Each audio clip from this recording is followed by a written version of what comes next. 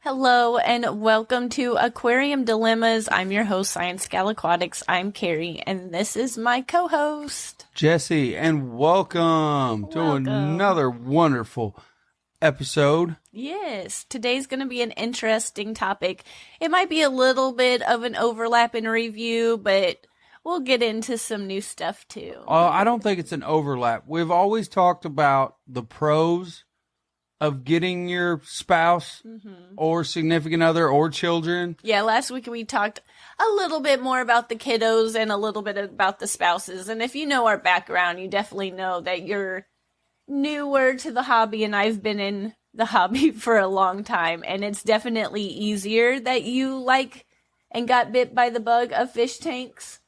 But yes, there are some pros and cons to your spouse, significant other, better half being in the hobby.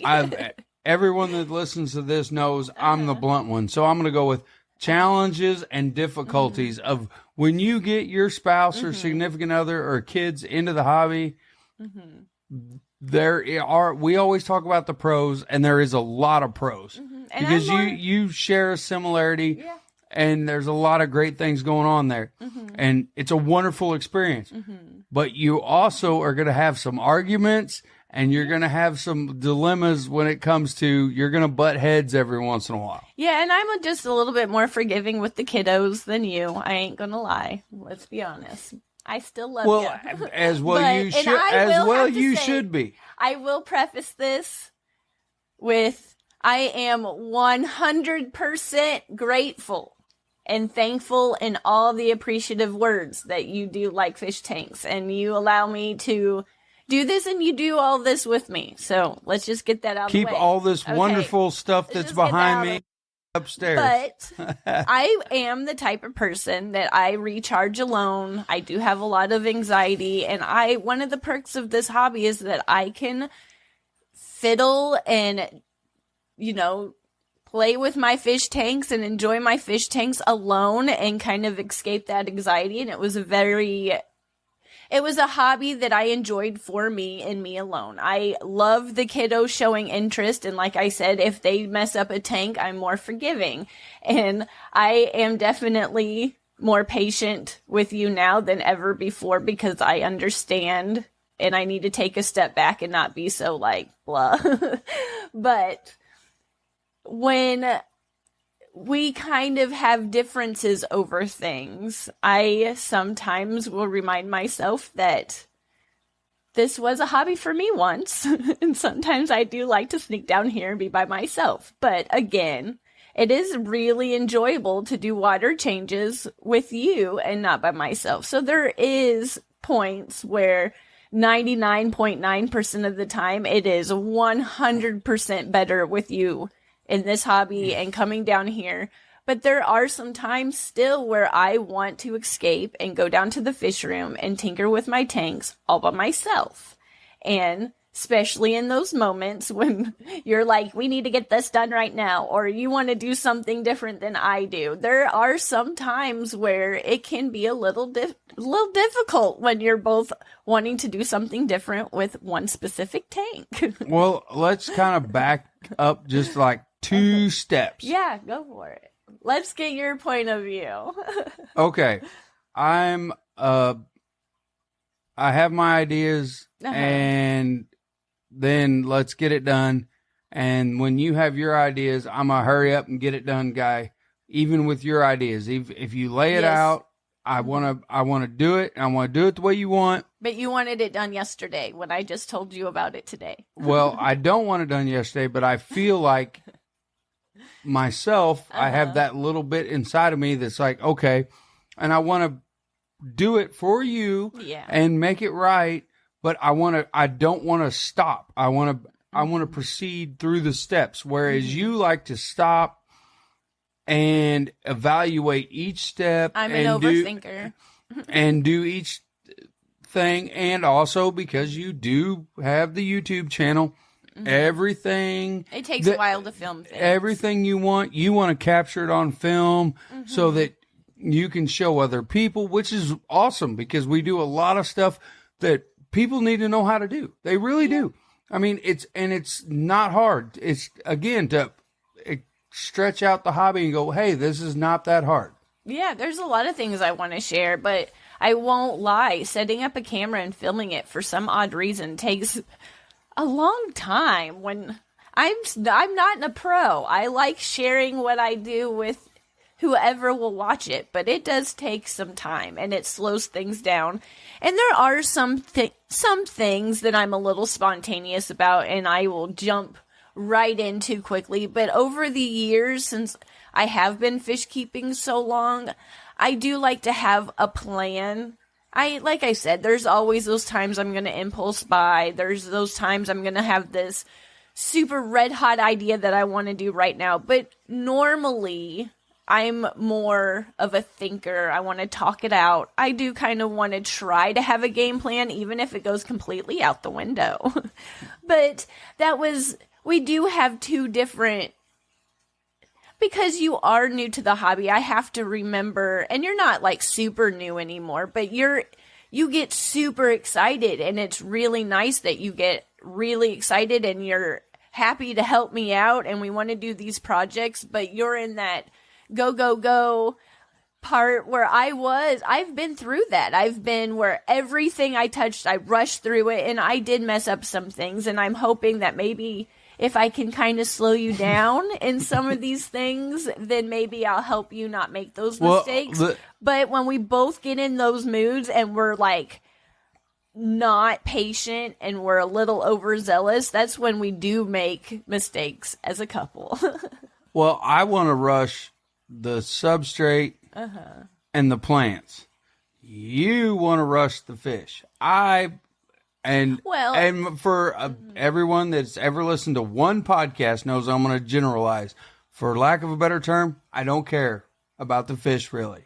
He likes the plants, and I like my focus is the fish. I like the fish, but I like the fish to stick out in a planted tank. I like to watch them swim through all the wonderful plants, or that the plants set off the shrimp. They really accent them and make them bright and colorful. Yeah. I like that look, and that's the look I'm going for. So I'm all in on that. And when we do the impulse buys or we're setting up a quarantine tank or something and trying to hurry and do something, is when we usually have the butting of the heads. Yes. And I came into this hobby as a child. My focus has always been the prettiest fish. I love the fish. It's my main concern. And you're newer in the hobby, and your main focus is more of the things, the gadgets, and the plants, and the substrates, and the things that kind of go into the tank. But we're two different people, even though we're a couple and we both like fish keeping. Our focus is going to be, and our interest is going to be different. And that's why you like this part of the hobby and I like this part of the hobby. And we do work well as a team, but we do have those difference of opinions where you kind of want to mass produce plants with no rhyme or reason to where they are in the tank. And I've kind of entered that phase where I really want to try to improve my aquascaping skills, and I'm not really interested in, I want to grow the plants and have them be really pretty in my aquascape and have the fish that's kind of best matched with that aquascape in that tank and have it all kind of work together. And I'm not worried about having one plant in every single tank. Like I kind of think you like, where we have 10 plants and every tank is overgrown with those 10 plants. I really like those looks of those super aquascape tanks, and my skills are not there. And that takes patience, and sometimes you have to let it grow in, and it might look a little sparse, but we have two different focuses and two different interests in this hobby, and I think that's why it works, and that's sometimes why it doesn't work. Well, that's very true, and you can hear it here first, because this is going to be the first time I've ever going to say this. I am behind the 8 ball. The reason that I like to grow one particular plant as much as I can, is to hone my skills with that one plant. Yeah. And then move on to another one is what I'm working to. And I am still new in the hobby.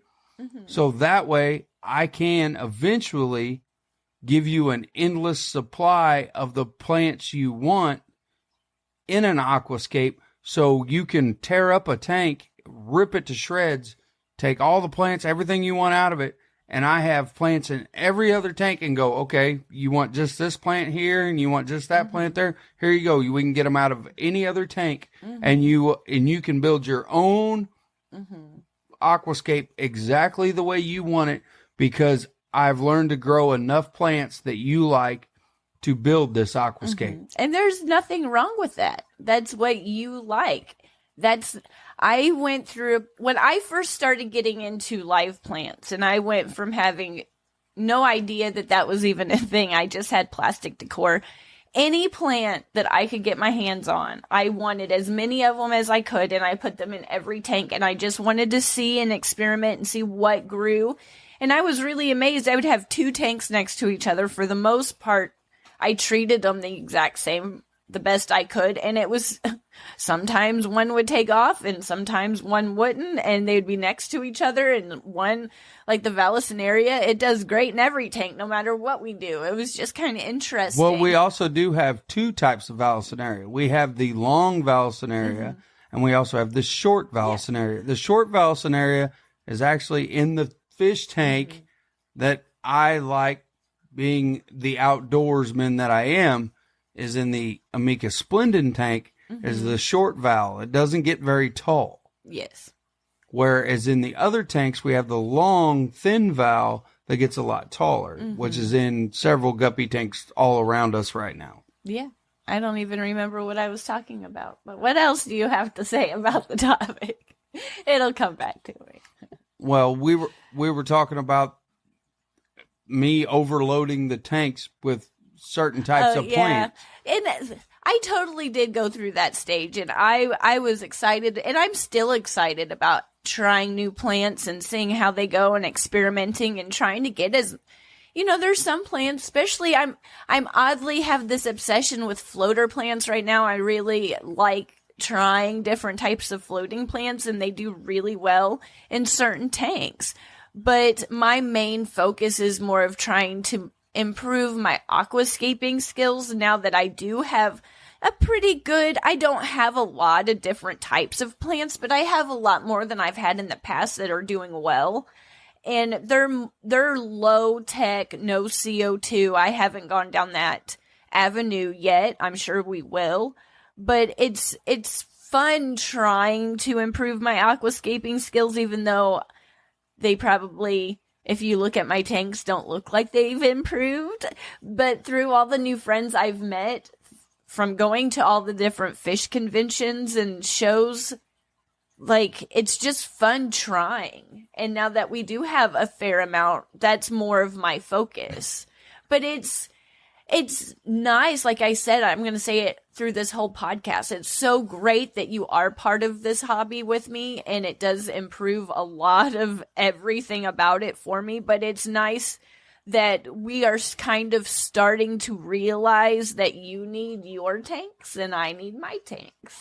Yeah. And then we have tanks we do work together on, but it's just naturally doing maintenance together. You've gravitated towards some more than I have, even though I still like them, and I've gravitated towards other tanks, and I've just kind of naturally fiddled with them more. And you can tell which ones are more yours and which ones are more mine, but it's just a compromise to where we know that we do have 2 different focuses. We are 2 different people. We like different parts about the hobby, and that's, like I said, what works and what makes it difficult. And so if we have a couple's tank and then your tanks and my tanks, so you can have your focus and I can have mine, and we can still work together as a team, it does help that little small hiccup of sometimes we just want 2 different things.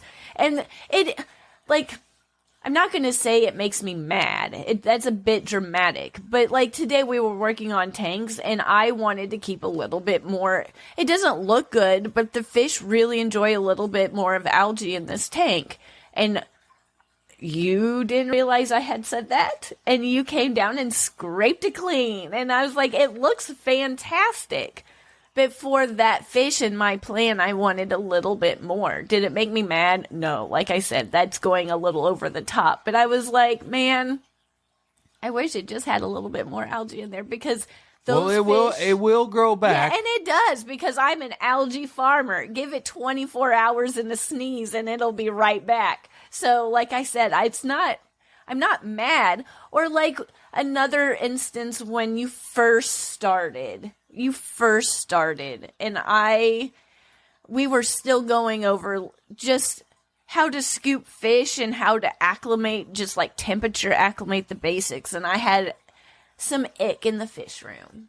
Oh, and I said, I made a big boo-boo. Will you fill up? I was working on something in another tank, and they are some relatively rarer guppies that I had at the time. I still have them, but I just assumed when I said fill up the tank, you would have grabbed fresh, clean water and filled it up. But instead you out of all the tanks in the fish room, you grabbed fish water from that ick tank. No, I didn't. Mm-hmm. And you filled it up. And that, yeah. And that was like the one time that I was like, I thought that was the one I did with the net.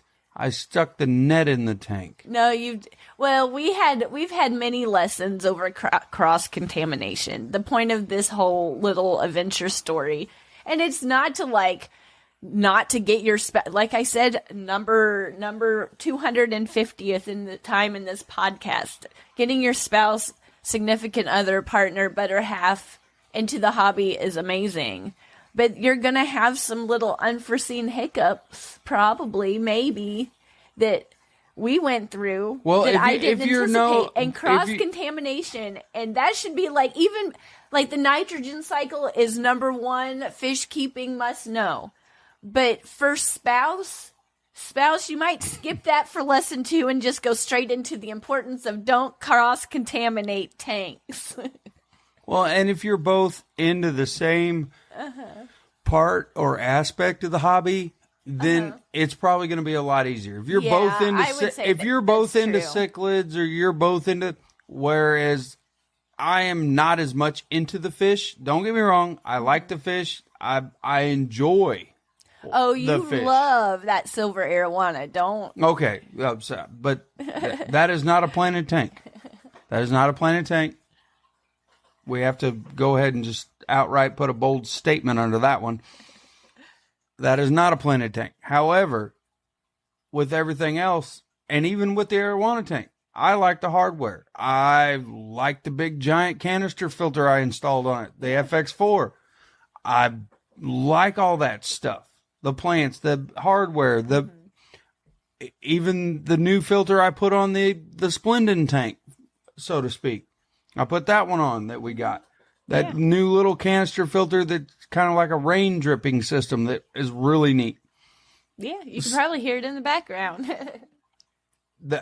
All that, it was very appealing to me, which helps in when you're wanting to do projects and change something up or scape a tank or move plants around, do things and change fish up. And that really is the whole dilemma and the purpose of this episode is you have to respect each other's differences and learn to make the compromise on how you go about things, because I don't know as much about the fish. I know about the plants, and I really know about the hardware. So I can, when you come to me with an idea, I can work with that idea and go, well, this will work filter wise, air pump wise, sponge filter, whatever you're kind of wanting to do filtration wise. Yeah. And then we can go through the plant options, and then you can stock the tank. And then my only downfall is I want to try to do all the other stuff really fast first. Yeah. Yeah. Patience is a good thing in fish keeping. That's a good lesson. But I will have to say, even though I don't, how can I put this into words out of my mind? Out of all the money that we spend on fish keeping, especially now that we both like fish keeping, I just remind you of all the money that we save, because now that I know that you can fix filters, you don't have to throw them away when they get clogged. It's an even trade. Well, because I save money on filters that we just can spend more money on plants. Let's go to the plant store and then we'll just get fish too. Oh yeah. It's always, let's take me to look at plants, or take me to a show to look at plants, and somehow you always come home with livestock. Yeah, and that's one of the reasons, like, we'll kind of circle back around, but you really did. We went to a couple fish shows, and it was probably maybe, I can't remember, the second or third one that we went to that you liked fish, you liked the fish tanks, but it wasn't until a few shows into it, I think there was a show and an auction or a show and a swap or something like that, that really started, your interest got piqued. And at the beginning, like, I was super excited, and we were just doing everything way too fast. We set up so many tanks, and it got a little overwhelming. So now it's we've got 20 something and a handful of ponds outside. And it's a perfect amount for us. We have a good mix of things that you like and I like, and we do work together as a team. And it has made my life in the hobby, like I said 4 other times, way more enjoyable. But we do want to, like, warn you that you have to kind of work together as a team. And like you said, kind of know what each other likes and what each other's strengths are. So if maybe I don't like to do this particular water change on this day because I'm not feeling too good, it's really nice that you can pick up the slack. But in the beginning, I didn't really necessarily trust you to do water changes or certain, even, you say basic things, but it's not really basic, it's still important. But that beginning time, I would just have to remind myself not to get aggravated, because you were super excited, and I was excited, and I was there, and I was excited that we were doing everything together. But it wasn't all the time. I don't want to be dramatic, but it was just here and there that sometimes I just wanted you to not ask me questions, and I just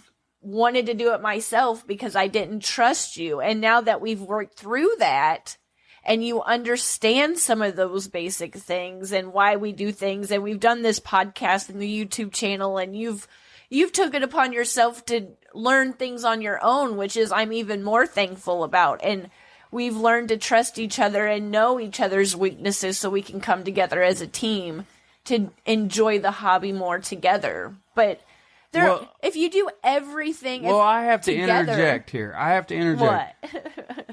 What? When you're getting your spouse or whatever is getting excited about this hobby, she calls it the basics.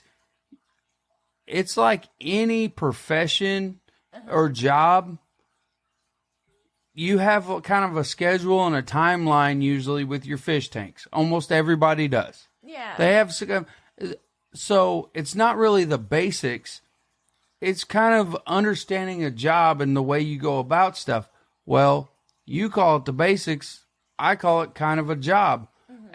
And if you're brand new to it like me, I did not understand those quote unquote basics, and I would make mistakes. Yeah. I would make mistakes. I'm thankful you didn't yell at me too hard. Just that one time with the ick. That was the one time with the ick.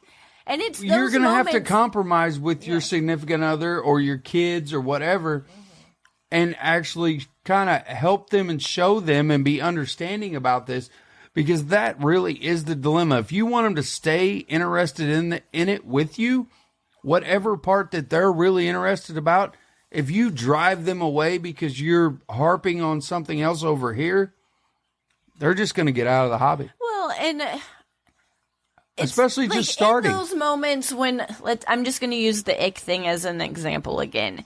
And in that moment, I snapped. I'm not going to lie. I wasn't like, I didn't call you names or do anything like that, but I was like, just stop. Just go. Just stop. Like, I snapped.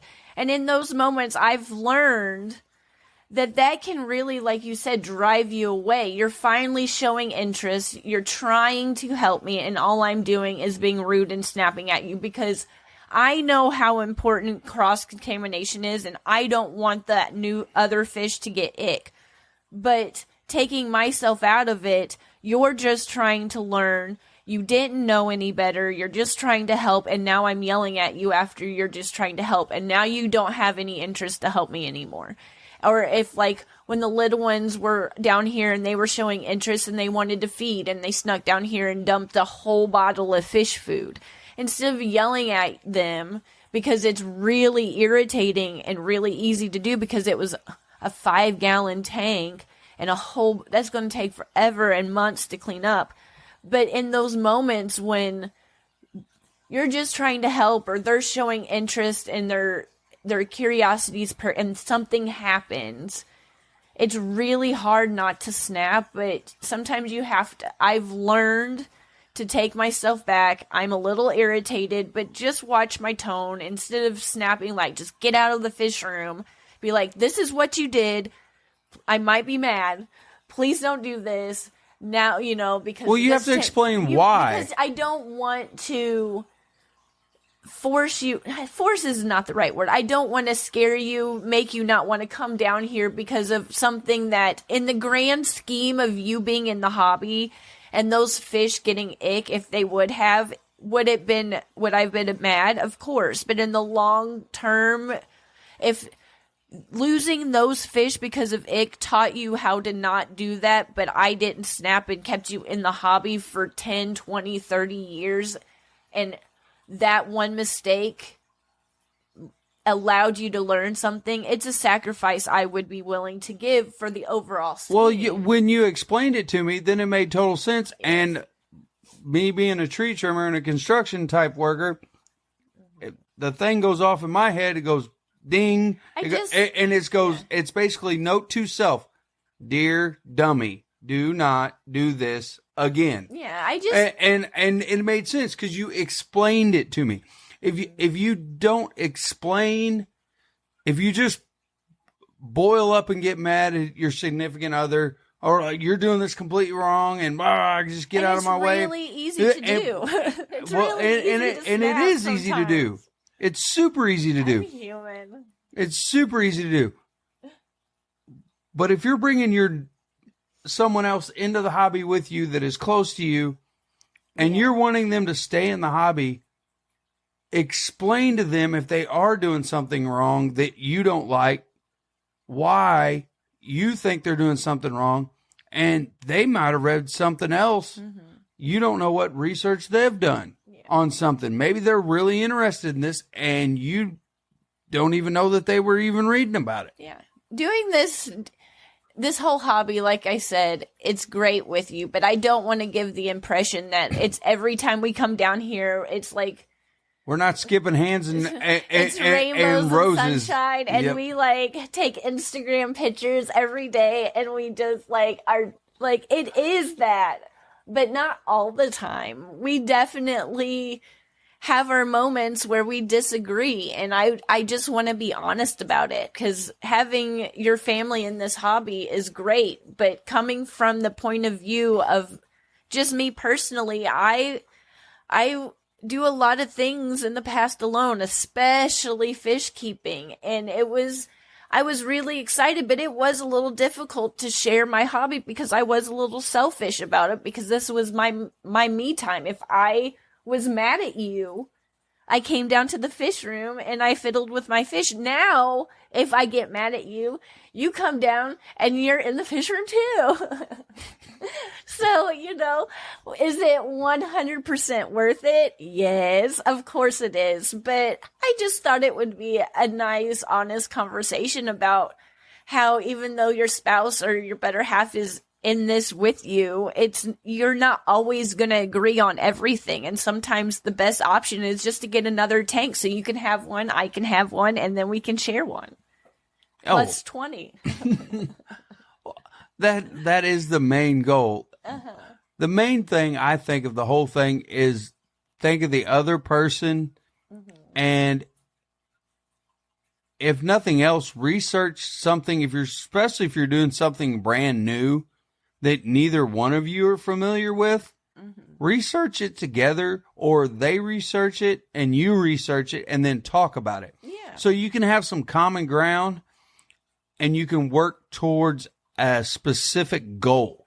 Well, and that's just something outside it's still in the realm of this conversation, but it's been really nice for us since we have both really enjoyed this hobby the last handful of years we go research what we like. We know what each other's interests are. I know that you like plants. So if I see a plant somewhere, I'm like, hey, look at this. Or if you see something that you know I like, when we go shopping or something or online looking, you're like, hey, look at this. But at the same time, it's still nice to be able to have your tank and my tank and each other's tank, but come together and have a conversation and have a game plan. Or if it's a tank that we're working on together and I know that you want this, and this plant, and I like this fish, then we can have an honest conversation, make a game plan, and it's uninterrupted by like cell phones and phone calls, and we can have like some one-on-one time, and we didn't even have to leave the house, and we're doing something productive and creative, and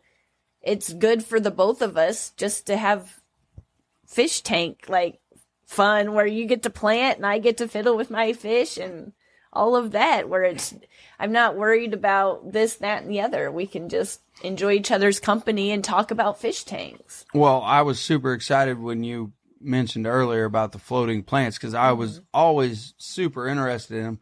And then when we got those red root floaters, I was like, man, that was on my list to get. Yeah, we just got them, so they're still new. We're still in the beginning stages of working with those. Sometimes when you get plants, they don't look all that hot for a while, and they just miraculously overnight, it seems like they're like, bam, they're doing good. They melted back a little bit, and they're doing good. It takes some time, just like new fish. Your plants acclimate to your tanks too, so sometimes it takes a while for them to look good when you first get them. Oh, yeah. Not all, but some. Yeah, and we'll have to do a whole nother episode about what we do when we get a big load of plants in, of what we have to do. Yeah, the shows we drive to, those are the ones we definitely do the most shopping. But do you have any other closing words on this topic? About the pros and cons of being in each other's hobby? Compromise. Give each other space, and keep an open mind. If general relationship advice goes into spousal better half. Keep an open mind more than anything, especially if your significant other is interested in a different part of the hobby than you. Lean on them. If they are researching and really working and learning that part of the hobby, and it's not something that you're as familiar with, then kind of ask them and lean on them, so to speak, to make them feel more welcome and draw it into what you're doing. Yeah. It's definitely worth it, because it's, like I said a number of times already, it's just way more enjoyable with you in this hobby with me. But I'm going to be honest, we have to know, just like each other in our normal relationship, in our fish keeping relationship, what each other's strengths, weaknesses are, so we don't push each other away, and then you just don't want to fiddle with any tanks anymore. I still have to respect that you like this, that. Was this the marriage counseling? Yeah, maybe it was. The marriage counseling Aquarium Dilemmas podcast. Wow, look at that. We're like crossing two boxes there. Therapy and fish keeping. Well, taking care of a fish tank can be therapeutic. Yeah, it really is, in so many different ways. And like I said, it's worth getting your better half into the hobby, but we just wanted to be honest and say that there's going to be some hiccups, and you do have to kind of get to know each other's fish keeping strengths, weaknesses, and just overall what their focus is. You like plants and lots of them, and even though I like plants and lots of them, I'm trying to learn aquascaping, and I really pick the fish first over the plants, where you sometimes all the time pick the plants over the fish. So you've got to kind of, even though you got to be patient with them in the beginning, like I said, you don't want to snap if something happens, but just gradually nurture that interest, so then they get bit by the bug and you have a whole fish room too. You can have a fish room together. Yeah, you can have that side and I can have this side. We'll meet in the middle and have one big tank, a community planted tank. There you go. Well, I hope you've enjoyed this episode. Thank you so much for listening. And if you're a member over at ScienceGal Aquatics, thank you for watching. And you can always check out those memberships over on YouTube. And you're always invited to check out ScienceGalAquatics.com too. So until next time, share this episode out. We'd appreciate it. Thank you very much. Thank you for tuning in. Bye. Bye.